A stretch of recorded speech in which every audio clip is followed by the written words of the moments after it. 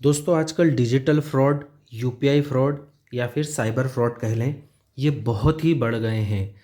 आजकल सभी के पास स्मार्टफ़ोन है और ऑनलाइन शॉपिंग, यूपीआई का यूज़ करना, फ़ोन पे, गूगल पे और भीम इनका यूज़ करना आजकल एक आम बात हो गई है।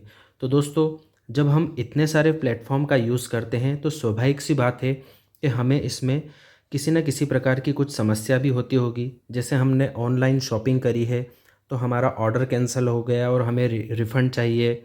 यूपीआई से मान लो हमें किसी को गलत पैसा भेज दिया हो, या फिर गूगल पे, फ़ोन पे या भीम से हमने किसी को गलत पैसा भेज दिया हो, या फिर 2 बार ट्रांज़ैक्शन हो गया हो। तो इस तरह की जितनी भी समस्या आती है, इन सभी समस्याओं में हमारा दिमाग सिर्फ़ एक ही जगह दौड़ता है और उसका नाम है कस्टमर केयर। चूँकि ये जितने भी डिजिटल प्लेटफ़ॉर्म हैं, इनका कोई ऑफ़िस तो है नहीं, तो हमारे पास किसी भी प्रकार की कुछ भी क्वेरी होती है तो हमें उसके सॉल्यूशन के लिए सिर्फ़ एक ही रास्ता नज़र आता है और वो है कस्टमर केयर। तो हम क्या करते हैं कि गूगल पर जाते हैं और कस्टमर केयर नंबर सर्च करते हैं। तो दोस्तों, यही एक बहुत बड़ी समस्या है जो हमें हमारे बैंक खातों को खाली कर सकती है और हमें काफ़ी नुकसान पहुंचा सकती है। गूगल पर हम जो कस्टमर केयर नंबर सर्च करते हैं, उस कस्टमर केयर पर हम जब कॉल करते हैं तो यहाँ पर एक फ्रॉड होता है हमारे साथ में और हमारा बैंक खाता खाली हो जाता है। तो दोस्तों, इस वीडियो में हम आपको बताएंगे 3 चीज़ें।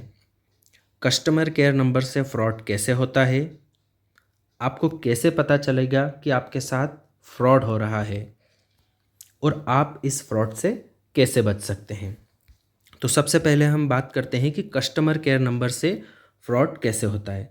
दोस्तों, जब भी हम कस्टमर केयर नंबर सर्च करते हैं गूगल पे, तो कुछ इस तरह के रिज़ल्ट हमारे सामने आते हैं। उदाहरण के लिए हमने यहाँ पर फ़ोन पे कस्टमर केयर नंबर सर्च किया है, तो ये देखिए यहाँ पर 53 लाख रिज़ल्ट आए हैं, 53 लाख रिज़ल्ट आए हैं। तो दोस्तों, सारे नंबर जो हैं वो सही तो होंगे नहीं, इसमें से कुछ नंबर सही भी हो सकते हैं और कुछ नंबर गलत भी हो सकते हैं।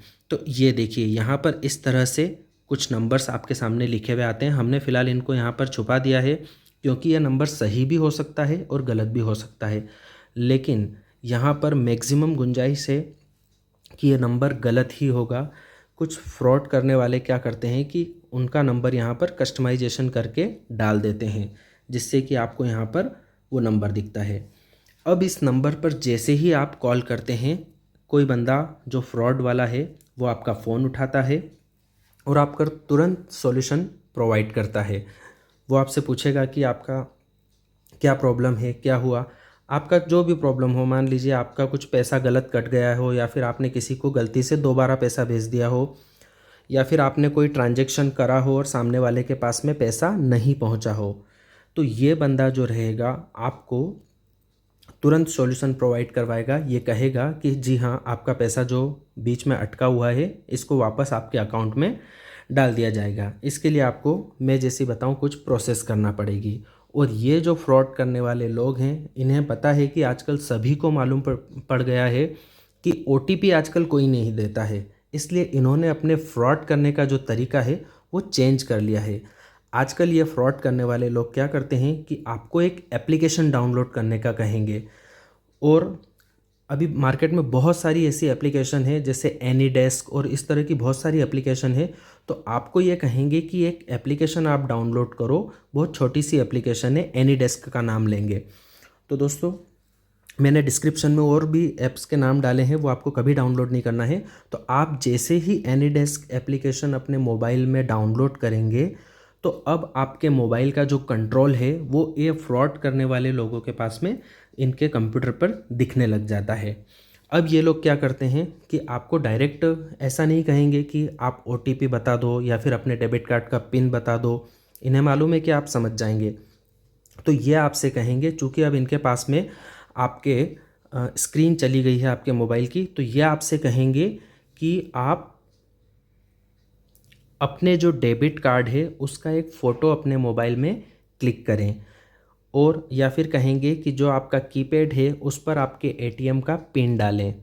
और इस तरह से ये आपकी निजी जो जानकारी है वो हासिल करने की कोशिश करते हैं। मान लीजिए आपको कोई ट्रांजैक्शन करने का कहेंगे, आपके नेट बैंकिंग को लॉगिन करने का कहेंगे, इस तरह से आपकी जो जानकारी है वो इनके पास चली जाती है और ये हाथों हाथ दूसरे मोबाइल पर कुछ ऑनलाइन ट्रांजैक्शन करते हैं और जो OTP आता है, चूँकि ऑलरेडी आपकी स्क्रीन जो है उनको वहाँ दिख रही है, तो उस स्क्रीन को ये देख के वहाँ पर से वो OTP डाल के और आपके साथ में फ्रॉड करके आपके अकाउंट से सारा पैसा उड़ा लेते हैं।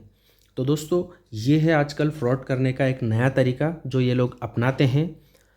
तो हमें इस तरह के फ्रॉड से बचना है। अब दोस्तों हम बताते हैं कि आपको कैसे पता चलेगा कि यह फ्रॉड कॉल है। सबसे पहले आप जो कस्टमर केयर नंबर पर फ़ोन लगाते हैं वो तुरंत कनेक्ट हो जाएगा और सामने वाला इंसान आपसे बात करेगा। कस्टमर केयर जो भी एग्जीक्यूटिव होगा वो फ्रॉड बंदा आपसे बात करने लगेगा। दूसरा, आपको जनरली हम कस्टमर केयर पर फ़ोन लगाते हैं तो हमें लैंग्वेज सिलेक्शन करने का ऑप्शन आता है कि आप हिंदी के लिए 1 दबाएं, इंग्लिश के लिए 2 दबाएं, आपको ये जानकारी चाहिए तो ये दबाएं, ऐसे कर करके और आपकी बहुत देर तक किसी से बात नहीं होगी। तो आप समझ जाइए कि ये सही कॉल है। और अगर कोई ऑप्शन नहीं आए और तुरंत कोई बंदा फ़ोन उठा के बोलता है कि जी हाँ मैं इस प्लेटफॉर्म से बोल रहा हूँ और आपकी क्या सहायता कर सकता हूँ, तो आप समझ जाइए कि यह कुछ गलत जगह हमारा फ़ोन लगा है। तीसरा, आपको कोई कंप्लेंट नंबर नहीं दिया जाएगा या फिर कोई समय अवधि नहीं दी जाएगी 7 दिन की, 30 दिन की, इस तरह कोई, और आपसे कहा जाएगा कि मैं अभी हैंड टू हैंड आपका पैसा रिफ़ंड बुलवा देता हूँ। तो आप समझ जाइए कि ये फ्रॉड कॉल है।